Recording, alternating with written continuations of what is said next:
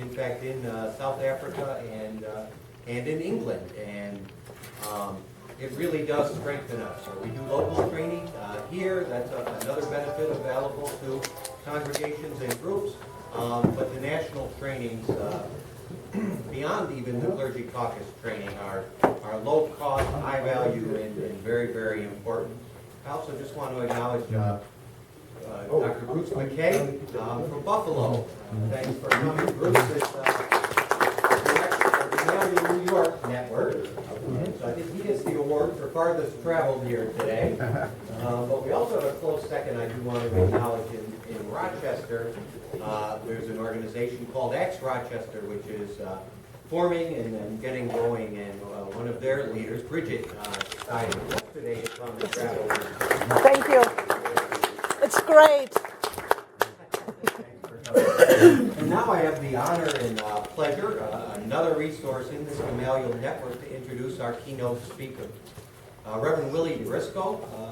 Peter Sarver and he met at a president's conference hosted by Gamaliel, and Peter came back very, very impressed. I had the pleasure this summer of hearing Reverend Brisco speak as part of a week-long national training for leaders and organizers, and so I can promise you we're in for a real treat.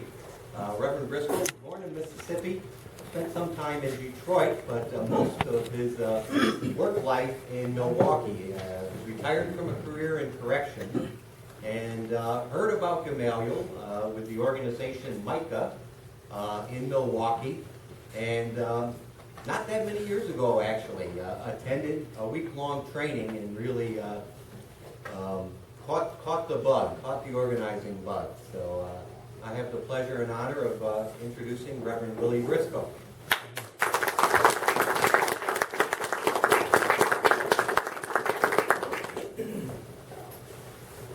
Good morning. Good morning. Before you start anything, could you just bow your head and pray with me?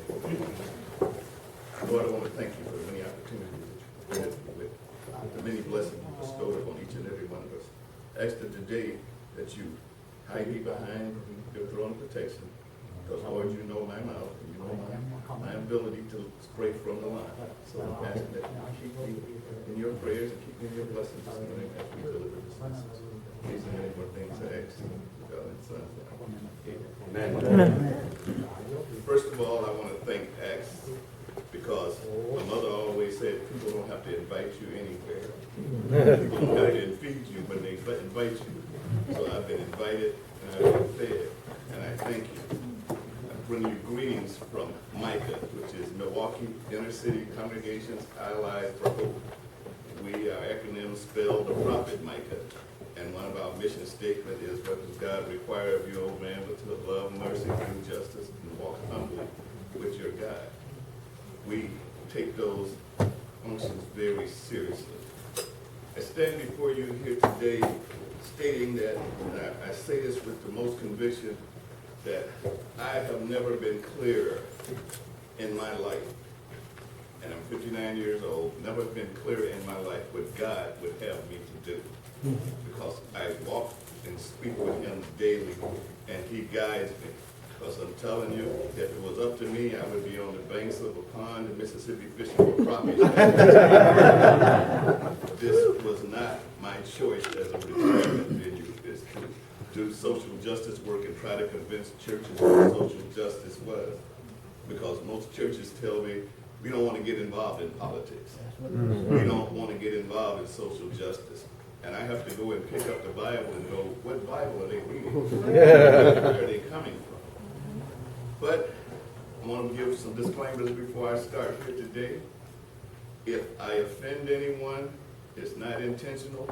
Just charge it that I came from Milwaukee, and I'm talking about the people back in Milwaukee.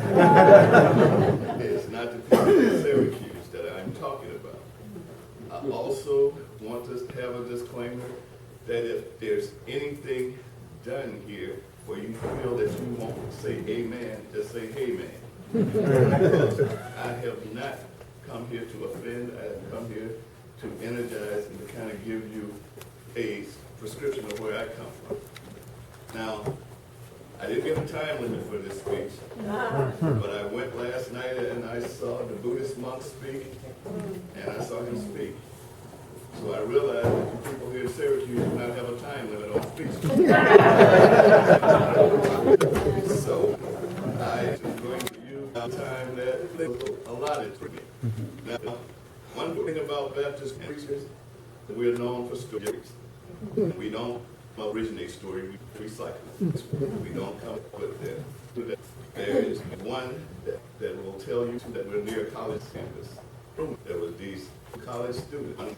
They were roommates together. One was a Baptist, one was a Lutheran. So they decided that they ordered to learn about each other's religions, so they would go to each other's church. They both go first Sunday, and they both decided to go. Their father went. They decided to go to the church of the Lutheran pastor, whose son was a pastor at his college. The Lutheran got up off his podium.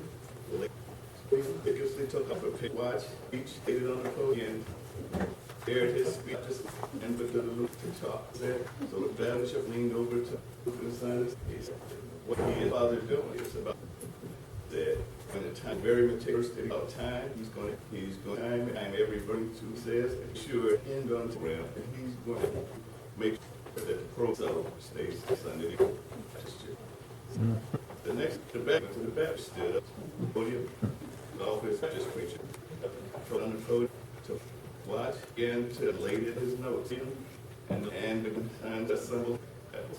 Your father Lutheran said, does that mean what is sitting and watching? How to do it with him in particular? What does notes by him saying the Baptist up on the put out of there here in his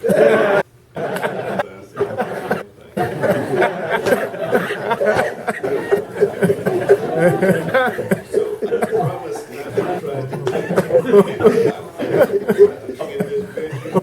but I speak to you as President Micah, and I speak to you as coming from the New Baptist Church. I'm associate as under Dr. Cunningham Crothers.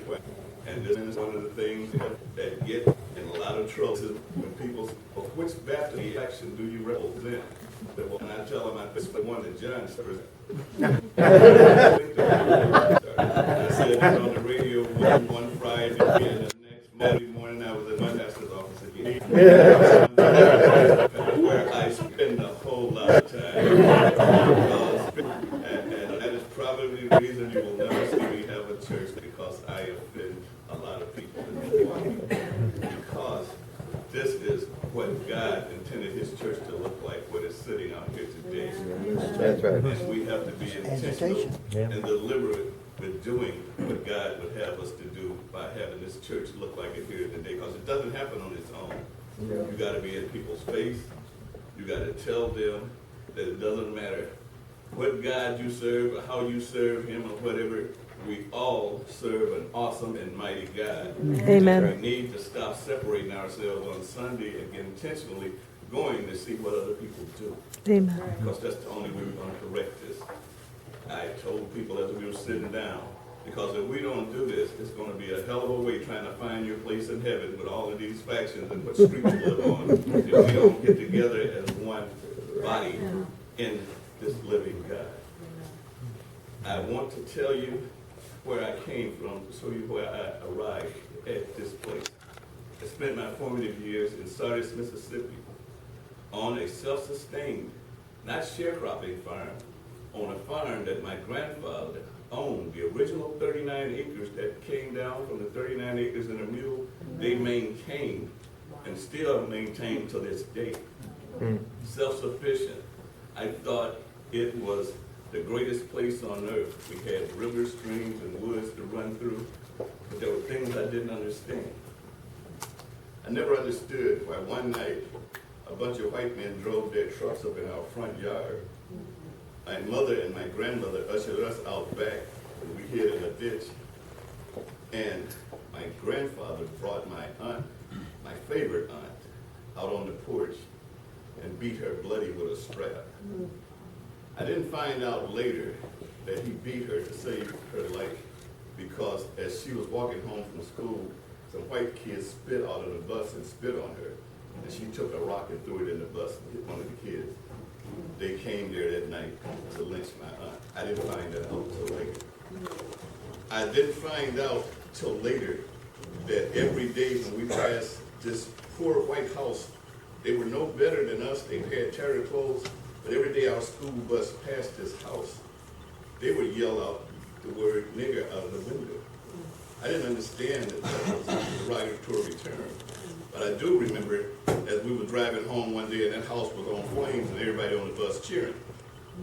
And the bus driver, Mr. Eugene Gleason, who is dead now, stopped the bus and told us, I never want to see you celebrate somebody else's misery because those people have a right to live in their home. Now we knew that they shouted at us every day, but I never did realize that until later. I didn't realize till later when the Freedom Riders came through in the early 60s that our parents made us stay inside. We had to sneak out to the school and the church house to see them at night because our parents said they're just causing trouble. It is not so bad for us down here now. They are going to make it worse. But that was the first time I went into a place and saw young white men and women playing guitars and singing songs of freedom. I didn't understand why they were doing this.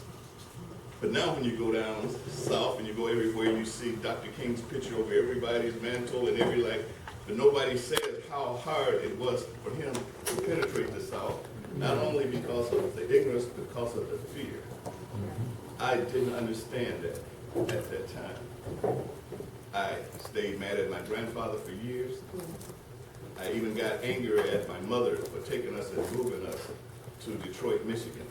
I stayed angry at her for years, not knowing that she could only work in the white people's house and take care of their children, and she was doing it for $15 a week, that there was no future for us except for agriculture. I didn't understand that. I really didn't. I went to Detroit in the early 60s, the heyday of Motown. I saw black people owning Cadillacs, owning homes, working, and I wondered, where is this? Where did all of this come from? I went to a school, and there were white kids in the same school. I didn't understand. I was just blown away that people had money, but yet and still there were areas where they couldn't go. I didn't understand. Moved over to Milwaukee, same thing. There was jobs. There were people coming from the South, and within 3 days they were on a job working, making a salary. Families were living with each other. They were able to move out into a home of their own, but they could only buy homes in certain areas. I did not understand. As I got to high school, I got to realize how impoverished we were in Mississippi and why our parents never let us go into town by ourselves while we were kept on the farm because they were protecting our lives. I realized why my grandfather beat my aunt on the porch rather than have her taken away into the woods and hanged. They were satisfied that he drew blood with that strap. I began to ask real grandfather's forgiveness. But I realized, well, my mother had died, and I began to apologize for her because I stayed mad. They left my gun, my dog, everything in Mississippi, my fishing pole, all of the things that I thought that gave me happiness and freedom. I left Mississippi. Here, I began to see. And at this point, I began real angry. I began to realize that how could human beings do this white human being? Seeing my mother, my whole little babies and our mother stop them from coming in. I had seen her, my grandmother called young men, and I who were not half as angry. I began, but to get James in the water. I met a man, Steve Cameron, the Holocaust Museum, who started the black James Cameron used to in the water hitchhiking. Cameron and he got way friends with Indiana from the south. Somebody, and they got the hairy in the history of Indiana. Knows which is in the accused of Indiana. They were so he watched one, two of his just they were about Tim's friends. So somebody lent from the out the lid. He was there. This day he said he passed wasn't with you. He didn't say who it was that he said wasn't with me because he would know his life. Said he, but when that's when Tom said he said the moment he reached his thing and he saw and said was that he was all that. travesty that he did to young white kids, because they lynched his friend that were children. When they took them down and burned them there, somebody he seen it, children, just the travesty said, and push on it. That worse again to think that there had to be some good people doing slavery who just went silent. White, everybody could not have enjoyed what they saw. Everybody could not have fostered this type of pain and misery. But when good can go silent, bad men rule and bad things happen to this country and to all of us. And I began to realize that my anger was only being as destructive as that anger that had been perpetrated on my people. And I began to realize that some of us have to be the agent of change. Some of us have to take on that mantle and say that this is not how God intended it. If I have to stand by myself, I will stand for righteousness. I will stand for peace, and I will stand for love, because otherwise we all perish. There were not all bad people doing slavery. Those individuals who was hiding in the churches and wouldn't let Dr. King enter in Mississippi were not bad people. They were just afraid. They were just not willing to stand up and stand for what was right. When I went to UW-Madison in Milwaukee after high school, and I left there, I was going to write the greatest novel. I was going to be the greatest journalist that this world had ever seen. I have no idea how I wound up in corrections. I still to this day, but I'm going to tell you, the very second day that I was there walking into corrections on the second shift, near drawn with 60 individuals, and I looked up into the heavens and said, Lord, what the hell did I get myself into? But you know what? I took all of that experience that I got, and I treated those individuals not like inmates or criminals. I treated them like human beings who had been waylaid, who had somehow not gotten it right, and I called them sirs. That's right. And I made sure that everybody addressed the women as ma'am and miss. And I treated them with the dignity that a lot of them hadn't seen. And that became the easiest job and the easiest money I ever got. I could walk into any place in that institution. I went in as an officer, retired as assistant superintendent, and I would get respect. You know why? I never lied to them. I never lied on them, and I never punished them unjustly, and I never called anybody out of their name.